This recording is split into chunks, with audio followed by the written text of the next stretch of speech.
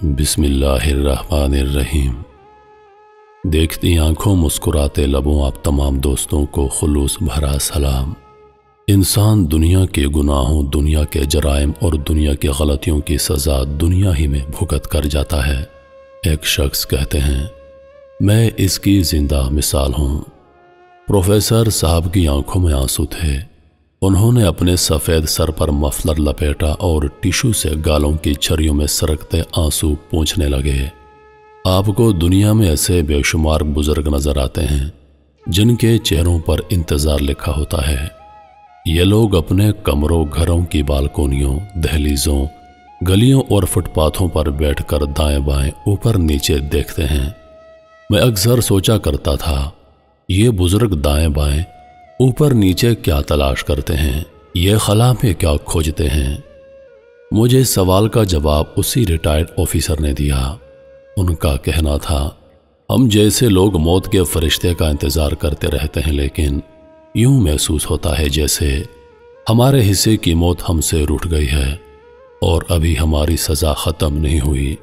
ان کا کہنا تھا جب آپ کے سارے کام ختم ہو جاتے ہیں، جب زندگی کو آپ کی ضرورت نہیں رہتی اور جب آپ دنیا میں فالتو سے بند کر رہ جاتے ہیں، تو پھر آپ گلی میں بیٹھ کر موت کا انتظار کرتے ہیں، لیکن فرشتے آپ کے قریب سے گزر جاتے ہیں۔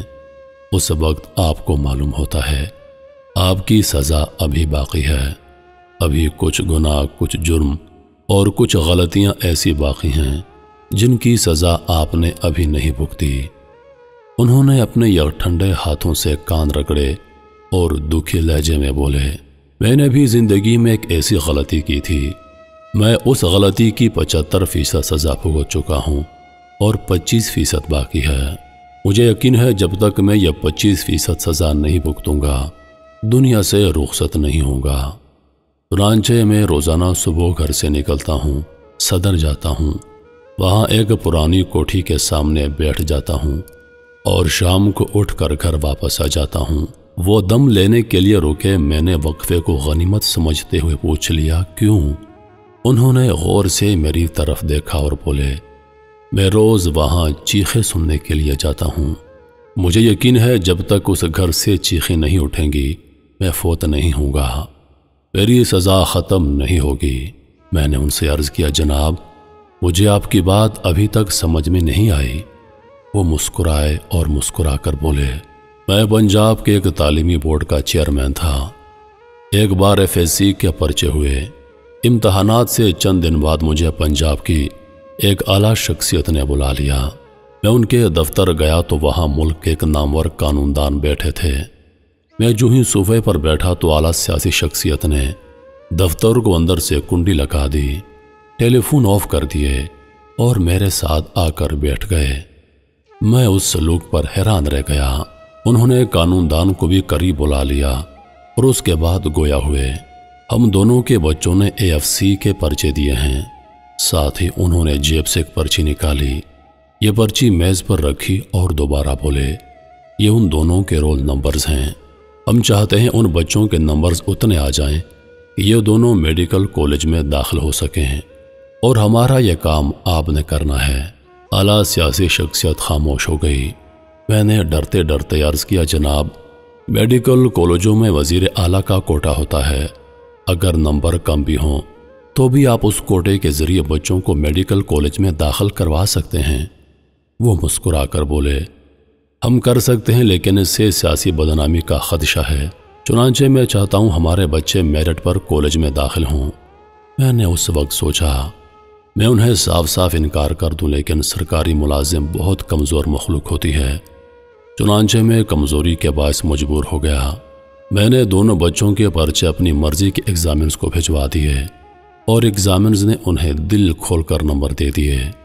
جب یہ کام ہو گیا تو میں نے سوچا میرے اپنے بیٹے نے بھی FSC کے پرچے دیے رکھے ہیں، چنانچہ وہ کیوں پیچھے رہے۔ میں نے اپنے بیٹے کو بھی اچھے نمبر دلوا دیے۔ نتیجہ آیا اور ہم تینوں کے بیٹے میڈیکل کالج پہنچ گئے۔ میری اس خدمت کے بدلے اعلیٰ سرکاری شخصیت نے مجھے لاہور میں ایک پلاٹ الاٹ کر دیا۔ 2 سال بعد میرا تبادلہ ہو گیا، سیاسی حالات تبدیل ہو گئے اور ہم تینوں کے رابطے ختم ہو گئے۔ میرا بیٹا نالائق تھا، اس نے گر پڑ کر MBBS کر لیا۔ میں نے سفارش کے ذریعے اسے سرکاری نوکری لے کر دے دی۔ وہ لاہور کے ایک ہسپتال میں ایمرجنسی وارڈ میں کام کرتا تھا۔ ایک دن اس کے پاس ایکسیڈنٹ کیس آیا۔ ایکسیڈنٹ میں ایک درمیانی عمر کا شخص بری طرح مضروب تھا۔ میرے بیٹے کو اس قسم کے کیس ہینڈل کرنے کا کوئی تجربہ نہیں تھا، لہٰذا زخمی دم توڑ گیا۔ دوسرے دن جب اخبارات میں خبریں شائع ہوئیں تو میں حیران رہ گیا۔ یہ وہی ماہر قانون دان تھا جس نے 10 برس قبل مجھ سے اپنے بیٹے کے نمبروں میں اضافہ کروایا تھا۔ میں قدرت کے انتقام پر حیران رہ گیا۔ وہ شخص جس نے اپنے نالائق بیٹے کو ڈاکٹر بنوایا تھا، وہ میرے نالائق ڈاکٹر بیٹے کے ہاتھوں مارا گیا۔ بزرگ خاموش ہو گئے۔ میری آنکھیں پھٹی کی پھٹی رہ گئیں۔ وہ رکے، انہوں نے لمبا سانس کھینچا اور دوبارہ بولے، میری کہانی ابھی ختم نہیں ہوئی۔ میرے 2 بیٹے اور ایک بیٹی تھی۔ میرا بڑا بیٹا ڈاکٹر بن گیا، چھوٹے بیٹے نے MBA کیا اور ایک ملٹی نیشنل کمپنی میں مینیجر بن گیا۔ میں نے بیٹی کی شادی کر دی۔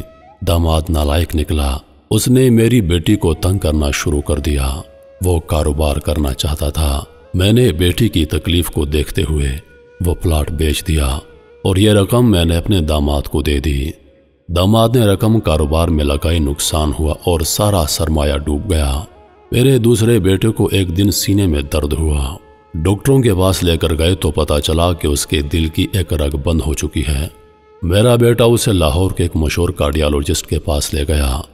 یہ کارڈیالوجسٹ امریکہ سے اعلیٰ تعلیم حاصل کر کے آیا تھا۔ اس نے میرے بیٹے کا معائنہ کیا اور بائی پاس کا مشورہ دیا۔ میرے ڈاکٹر بیٹے کا مشورہ بھی یہی تھا۔ ہم نے آپریشن کی اجازت دے دی۔ امریکہ سے آنے والے ڈاکٹر نے آپریشن کیا، لیکن میرا بیٹا آپریشن ٹیبل پر ہی فوت ہو گیا۔ میں جب اپنے بیٹے کی نعش لے کر باہر آ رہا تھا تو میں نے ڈاکٹر سے اس کے والد کا نام پوچھا۔ ڈاکٹر نے جب والد کا نام بتایا تو میں حیران رہ گیا۔ وہ ڈاکٹر اسی ماہر قانون دان کا بیٹا تھا جس کے کہنے پر میں نے اس کے نمبرز بڑھوائے تھے۔ میں نے اپنے بیٹے کو دفن کر دیا اور وہ دن ہے اور آج کا دن میں روزانہ اس سیاستدان کے گھر جاتا ہوں۔ اس کے گھر کے سامنے چائے خانے میں وہاں بیٹھ جاتا ہوں اور اندر سے چیخوں کی آوازوں کا انتظار کرتا ہوں۔ مجھے یقین ہے کسی نہ کسی دن اندر سے چیخنے کی آوازیں آئیں گی، لوگ اکٹھے ہوں گے، میت کو غسل دیں گے، اور جب اس سیاستدان کی نعش باہر نکالی جائے گی تو میں آگے بڑھوں گا، میں اس کے جنازے کو کاندھا دوں گا اور اس کے بعد میری سزا مکمل ہو جائے گی۔ وہ خاموش ہو گئے۔ میری ریڑھ کی ہڈی میں سردی کی ایک لہر سی دوڑ گئی۔ میں 21ویں صدی کے سائنسی دور میں اس بوڑھے کی بات پر یقین کرنے کے لیے تیار نہیں تھا، لیکن اس کے چہرے کی جھریاں جھوٹ نہیں بول رہی تھیں۔ اس کی آنکھوں میں صرف ایک ہی چمک تھی اور یہ سچ کی چمک تھی۔ میں نے کچھ کہنے کے لیے منہ کھولا، لیکن میرے بولنے سے پہلے وہ بول پڑے، اور مجھے یقین ہے اس سیاستدان کی موت بھی کسی ڈاکٹر کے ہاتھوں ہوگی۔ قدرت ہمارے گناہ، ہمارے جرم کی سزا ہمیں اس دنیا میں دے گی۔ ایک مجرم مر گیا، دوسرا مر جائے گا، اور میں ان دونوں کے مقابلے میں زیادہ عبرتناک موت مروں گا۔ لیکن ان 3 ڈاکٹروں کا کیا بنے گا؟